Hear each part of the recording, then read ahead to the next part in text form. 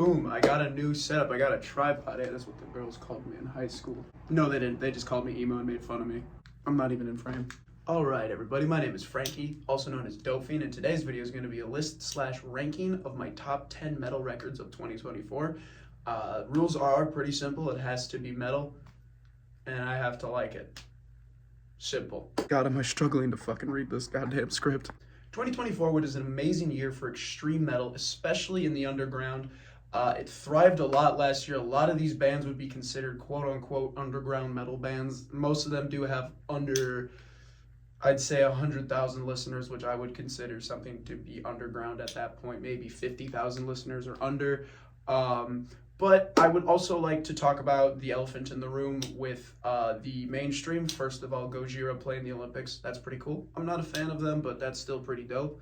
The biggest one in the room is Knocked Loose getting nominated for a Grammy and then also playing at Jimmy Fallon. That's pretty cool. I'm not a fan of Knocked Loose. I got to see them open for Slipknot when Slipknot came through with their 25-year anniversary tour for their self-titled record. It was cool to see them. I've kind of wanted to see them, but it's just not my type of shit. So if you like it, good for you, but that's pretty much all I have to say about like the mainstream stuff. But specifically this ranking list is definitely going to have more or less bands that are lesser known than a lot of other bands that were releasing stuff in 2024. So let's get into the music. It's going to be starting at the 10th, working its way down to the 1st. So let's get into it. So the first entry on the list, technically the 10th, is Exhorder's 4th studio-length record, Defect, Omnium. It was released March 8th, 2024, and follows a similar sound that the band has been known for since the early 90s, with a combo of groove and thrash with a crunchy guitar tone, similar to what Pantera was doing, but less racist. This record definitely is a more watered down sound of what they did on their first two records, Slaughter in the Vatican and The Law, which are fucking amazing. I have The Law on vinyl, and it sounds fucking amazing, guys. If you can ever find it, I highly recommend getting it on vinyl. But it still does hit really hard. It is in the 10th place, but that does not make it a bad record. It is still very good. A lot of the tracks do just hit as hard as they used to, but it is more or less like, a band from the 90s not really able to cap the sound that they have. So it is still good, and some of the standout tracks on the record are Taken by Flames, Year of the Goat, and Under the Gaslight. That is it for Exhorder. Let's get to the next band. The 9th band on my list is Malodorous, and it's their 2nd studio-length record called the Carian Recoil. Released August 9th, 2024, after 17 years between their first record and this one, the band put out some EPs, some singles, and some splits, but this record brings them back with a fucking bang. As a slam band, they do bring a lot of what you would like into slam. Movie samples, slamming guitar riffs, drumming that makes you just, how are they able to do that? Bass drops and wicked fucking pig squeals from their vocalist. It's insane. Every single track on this record is pretty much a great thrill ride. I don't get bored of it. Yes, it is a slam record, so I mean, it does kind of get generic at points, but like it's still a fucking killer beast of a record. There are some features on this record which is pretty dope. I'll list some of them off. Devin Swank from Sanguis Sugabog, which is amazing. I love Sanguis Sugabog. Kane Galesnik of Vomit Forth. I apologize if I pronounced your last name wrong. And Connor Brace of Suntorn. This record definitely is a stand-up from their last record. It's just everything that they did on that one and just brutalizing it more. Everything feels more produced in a way. Yes, I can give it that, and that's why I put it a little bit higher on the list, because I was like, yes, the production of it is a little too produced. There are some deathcore moments to it, which isn't bad at all. But it is definitely a step up from their last record. The vocals get so watery and disgusting so fast, and almost every riff I'm just hitting a fucking stank face to it. Some of the standout tracks for this record would be Fragmented Reality featuring Devin Swank from Sanguis Sugabog, the Carian Recoil, the title track of the record, and Cloaked in Afterbirth. That's it for Malodorous. Let's go on to the next band. The 8th band on the list is Blood Incantation's 4th studio-length record, That is actually their third studio-length death metal record because they put out a weird space ambient record in like 2022, so a couple years ago. So they haven't put out a full death metal record in a while. They did drop a couple singles before this that had nothing to do with this record, but this is their newest death metal record, and it is called Absolutely Elsewhere. This definitely brings Blood Incantation back into what they're known for with their weird experimental death metal, or as I like to call it, death metal from outer space! This record is just weird. I don't know how else to describe it without just saying it's fucking odd. It is about 6 tracks long, but each of them are relatively over like 6 minutes. I believe there's maybe one that's 4 minutes long. But they released the first 3 songs of this record as a single/EP. I can't remember which one it is. I don't know what classifies what as an EP anymore. I mean, you see people dropping like singles with like 3 songs on it, but whatever. I don't know. But the full record is them just killing it. There are so many weird ambient parts to straight up death metal parts, and there are just aspects of the album I don't even know how to explain. The album is definitely meant to be listened from front to back, and it shows if you stop paying attention for like 1 second, you will be just lost in whatever noises are coming out of your headphones or speakers. There's so many aspects to this record that aren't even death metal too, which is really cool because Blood Incantation can always just bring in some of the weirdest inspirations and weirdest shit and make it work. There are clean vocals, there are clean guitar riffs, there are points where there's jazz and funk-inspired parts. It makes no sense to me. Like I said, their last record was a weird space ambience record. I don't know how else to describe it, but that it is called Time Wave Zero, and it is still just as amazing as everything else they make. I remember I was walking home one night while listening to it for the first time from my last job, and I felt like I was being watched from outer space.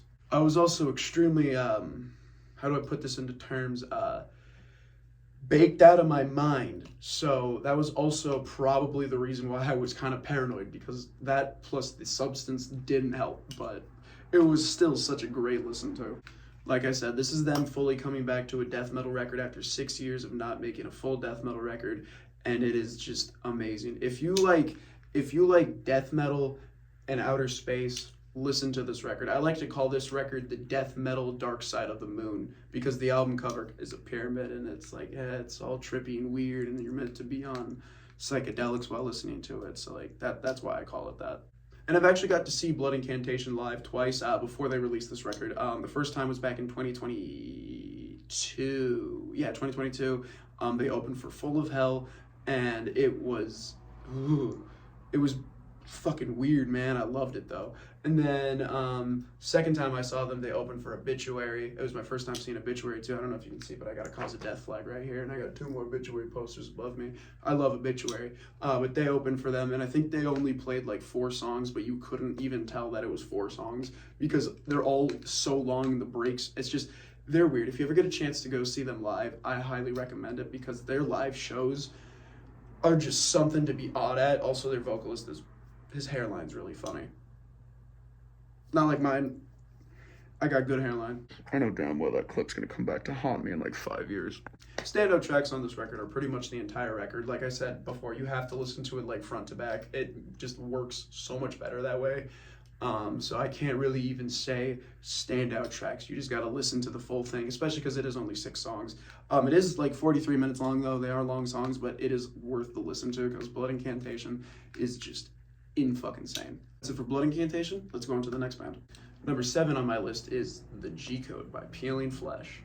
Peeling Flesh's second studio-length record released September 6, 2024 is an amazing fucking record. I love it so much. It is considered brutal slamming death metal, but this record is definitely more on the slam side. Some parts do bring in some deathcore moments, but once again, that's not a bad thing. This record kind of dropped what they're known for with the meme samples. A lot of their earlier releases and earlier like singles and EPs and like their first record would have a lot more meme samples on it. This one has a few, very, very few though. Majority of the samples that they use are Memphis trap or like 90s trap samples. This record does have some features on some of the songs, some of them being DJ MRD, Cold Hard Truth, Cerebral Incubation, and Despised Icon, which none of those I listen to. I might know maybe 2 Despised Icon songs, but I just don't know any of these guys. Each song on this record is definitely short and sweet, and a lot of the riffs just make me want to punch a fucking baby. The interludes on this record too, it's really cool when a band can just make a good fucking interlude, and these guys, they killed it. Their first interlude, Full of Lead, is basically just like, I think it's a bunch of samples, but it could have just been them two rapping, but it's a full-on Memphis trap song. It's a full-on just 90s trap song, very, very inspired by shit like, you know, Project Pat, Tommy Wright III, and 3 6 Mafia. And then the second one takes that same idea. This one's definitely samples, and then they just have it over an instrumental track. It's called Skin Blunt, and it is one of like my favorite tracks on the record, and that's saying a lot if it's a fucking interlude. Standout tracks on this record would be Perk 3000, Skin Blunt Interlude, The Fucking, Creeping Out the Cut, and Concrete Curb Enforcement. That's it for Pin and Flesh. Let's get on to the next band. The sixth band on my list is Holder versus an Oath. This is their third studio-length record released on February 9th, 2024, and Holder is perfecting their sound on this record. They are known for a medieval black metal style, which incorporates a lot of melodic sound to it, and a lot of acoustic and piano, and straight up just standard black metal with some shitty production, some good production, depending on which Holder release you are listening to. Each track on this record has the perfect balance and blend of a black metal song. You have your ambience, you have the aggressive guitar trem pick riffs, you have vocals that are either super haunting and choral-esque or extremely aggressive fry screaming. You have slow acoustic parts, and you have beautiful, beautiful, beautiful piano ballads. This record blows me away every time I listen to it. When it first released back in February, I was so stoked, and I got to see them live a little bit shortly after that, and they played a lot of the new songs off of it, and it was amazing. God, if you ever get a chance to see Holder live, I highly recommend it. Actually, you can't really see it off camera, but that's a Holder poster right there from the new record, which I own on vinyl.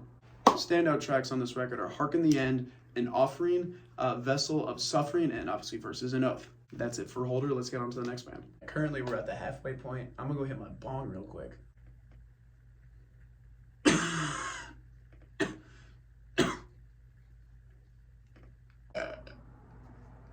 Number 5 on the list is Gatecreeper's fourth studio-length record, The Dark Superstition, released May 17th, 2024. I say fourth, technically it's their sixth, but they had a EP split kind of thing with Iron Reagan, and they also had a live record that was technically their first record, but they're going by like studio recordings as a solo band.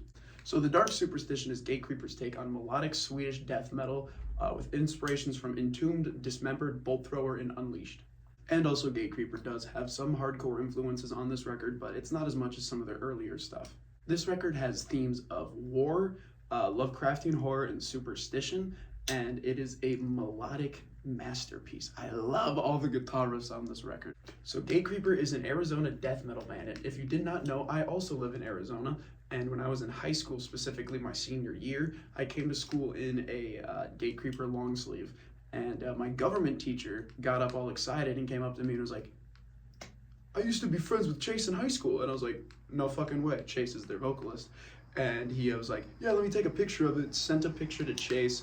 And then when I eventually got to meet Chase at the Holder show I mentioned earlier, I was like, yo, Chase, I'm that kid that your friend, your teacher friend sent the picture of. And he's like, no shit, that was you. Holy shit. He was so stoked to finally meet me. So that's a little kind of cool side tangent. I've met him a couple times. He's a really cool dude. So I am very, very, very biased with Gatecreeper. I'm going to be real. But I do very much enjoy this record. If you're a fan of melodic death metal, definitely listen to it. The production on this record is more or less a little overproduced, but it still isn't that bad of a production compared to a lot of the other stuff that's out now. Definitely give it a listen to, because like it is just like, I'm wearing a Dissection shirt, so like, you know, I'd be loving fucking melodic.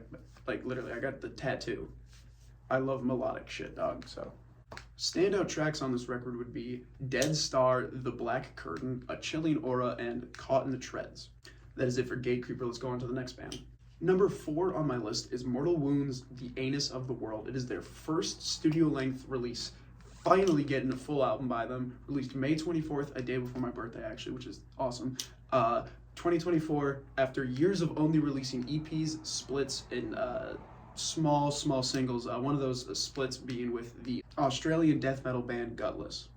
But after years of waiting, finally dropping one of the grossest death metal records I have ever listened to. It has gross, down-tuned, chromatic trem riffs with nasty, nasty guttural vocals and weird but funny movie samples, sort of similar to Skinless, but I've yet to find any of the movies that they have been sampled from. So if you've listened to the record and you know these movies, please comment them down below. I would love to know. Also, they just got some goofy interludes too with some weird surf rock stuff going on to it. I don't know how to explain it. You'll just have to listen to the record because like those interludes are goofy and I love them. And I just love surf rock too. This band falls under the genre of carnivorous death metal. At least that's what I like to call it. And what I mean by that, it's just basically down-tuned, basically like maybe like A standard, maybe like G standard or something like that. And it is brutal, heavy, has some influences of like doom, sludge, and sometimes hardcore, but it's pretty much just standardized death metal and just really, really low tunings. Usually a standard tuning. Sometimes you'll find a drop tuning, but most of the time it's a standard tuning, playing chromatic riffs and just doing a standardized death metal song with, like I said, some influences from other genres. Other bands in the style I could also say would be Mortuous, let's see, maybe Witch Vomit, Malignant Altar, Phobophilic, and Undeath, which I'll mention soon. I've actually got to see this band twice live, and they fucking kill it. They played one of my favorite songs by them, Burning Sulfur, has one of the greatest opening riffs, in my opinion, to a death metal song. It's perfect. And I've seen them live, and they're just so good. I met them too. They're some of the nicest people ever, and I got a lot of their merch. I actually have a sticker on my phone case of them too, which is awesome. Standout tracks on this record would be Found Dead in a Bush, Drug-Filled Cadaver, Tunnel Rat, and Engulfed in Hellfire. Alright, that is it for Mortal Wound. Let's get on to the next band. And by next band, I mean a list of honorable mentions because, like I said, this year was an amazing year for death metal and metal in general, and a lot of the next few bands deserve to get mentioned, and so I just like to give them a mention. They were not able to make the cut, but that does not make them bad records, so let me mention them. We have Necrot, Brat, Cavalier Conspiracy, Witch Vomit, Skeletal Remains, Coffins, Sodom, Mull, Rendered Helpless, Ashen Tomb, Chat Pile, and Dark Throne. While we're on the topic of mentioning honorable mentions, I would also like to shout out some of the bands that dropped singles and EPs too, some of these being amazing. And obviously I'm not going to make a list like that, so I would just like to mention them here. This is in also no particular order. We have Sanguis Sugabog with a single, we have Immortal Torment with an EP, we have Cemetery Filth with an EP, Bomora / Since My Beloved, which is kind of an EP album. It's weird, it's a split. Tribal Gaze with a few singles, Morbific with a single, Scab Hag with a single, Cthulhu with an EP, which is my favorite EP of the year, definitely listen to it, Ice Nine Kills with a single, and Not Enough Space with a single. That is it for some of those honorable mentions. Now let's get to the top 3. Number 3 is Manic Municipal Procedures by 200 Stab Wounds. Released on June 8th, 2024, this record fucking kills. Oh my god. This is 200 Stab Wounds slowly evolving their sound with a little bit more hardcore influences on this record, but still has a lot of death metal moments, more death metal moments than anything hardcore really. The opening track of this record, Hands of Eternity, starts with this very, very haunting acoustic riff that slowly builds up into a more melodic style guitar riff, which kind of plays around the same stuff with the bass in the background playing some just crazy fucking just meaty line, and then it breaks into a very typical 200 Stab Wounds style riff. So they do keep a lot of the similar sound that they do, but slowly evolving it. This record is very, very gross, highlighting a lot of bass solos and bass parts and a lot of just dive bomb whammy riffs that just make you go like... And once again, they have another beautiful, weird fucking interlude, and I love it so much. I have no idea how to describe it, man, but it is so fucking good. I've gotten to see 200 Stab Wounds live twice, almost 3 times. The second time I got kicked out of the venue because I was stage diving too much, and they got mad, and the guy who kicked me out was bald, and I made fun of him for being bald too many times. My bad. Standout tracks on this record would be Hands of Eternity, Gross Abuse, Manic Municipal Procedures, Release the Stench, and Parricide. That is it for 200 Stab Wounds. Let's go on to the next band. Number 2 on the list is fucking Undeath's album, More Insane. This is their 3rd studio-length record, released on October 4th, 2024, and the album title says it alone. It is more insane than the earlier shit that they released. Holy fuck. Now, this record is relatively around the same kind of style that Undeath is known for, a very, you know, brutal death style, New York style, kind of similar to like bands like Skinless. But they did bring some really cool melodic influences to this record, unlike some of the earlier releases. They do have something kind of similar to some of the sound off their second release, It's Time to Rise from the Grave. So I've gotten to see Undeath twice. I saw them open for 200 Stab Wounds the first time, and the second time I got to see them open for Gatecreeper, the same one I mentioned earlier. And so during their song Brandish the Blade, before they released the single of it, the vocalist was like, we're gonna film a music video, brought out a couple guys with cameras, and they said, make sure you guys get in it. And I took that opportunity to get into the music video as much as I could. And there's, I believe, 5 different shots of me either like moshing or being crowd surfed or stage diving, and I'll show you the clip here.